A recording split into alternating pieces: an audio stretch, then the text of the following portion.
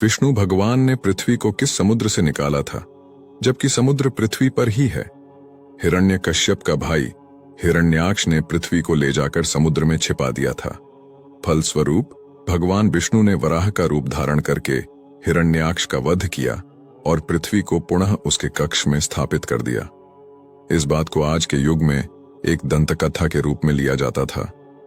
लोगों का ऐसा मानना था कि यह सरासर गलत और मनगढ़ंत कहानी है, लेकिन नासा के एक खोज के अनुसार खगोल विज्ञान की 2 टीमों ने ब्रह्मांड में अब तक खोजे गए पानी के सबसे बड़े और सबसे दूर के जलाशय की खोज की है। उस जलाशय का पानी हमारी पृथ्वी के समुद्र के 140 खरब गुना पानी के बराबर है, जो 12 बिलियन से अधिक प्रकाश वर्ष दूर है।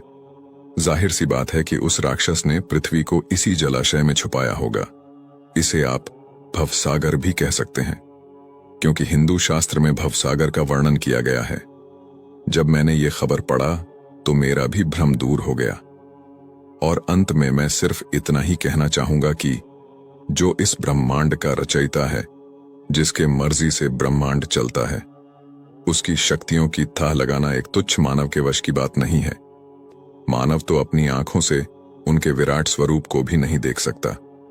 कुछ महान लोग, जिन्हें यह लगता है कि हमारा देश और यहाँ की सभ्यता गंवार है, जिन्हें लगता है कि नासा ने कह दिया तो सही ही होगा, जिन्हें यह लगता है कि भारत की सभ्यता, भारत का धर्म और ज्ञान विज्ञान सबसे पीछे है, उनके लिए मैं बता दूं कि सभ्यता, ज्ञान, विज्ञान, धर्म, सम्मान भारत से ही शुरू हुआ है।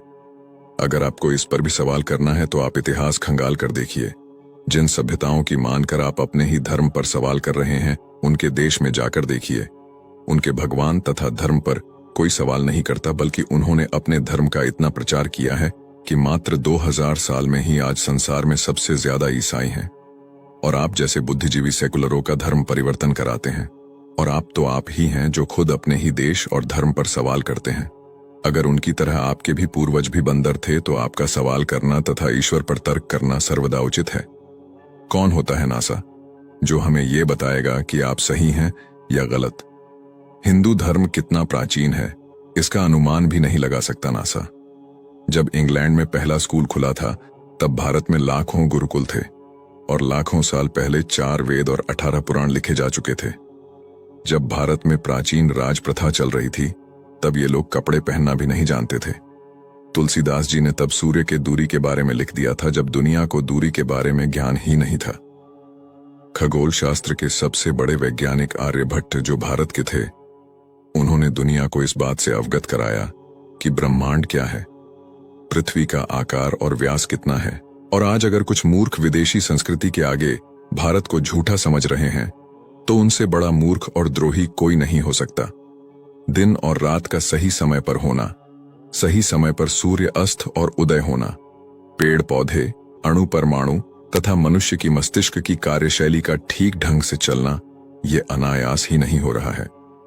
जीव के अंदर चेतना कहां से आता है, हर प्राणी अपने जैसा ही बीज कैसे उत्पन्न करता है, शरीर की बनावट उसके जरूरत के अनुसार ही कैसे होता है, बिना किसी निराकार शक्ति के ये अपने आप होना असंभव है। जय श्री राम, जय सनातन धर्म।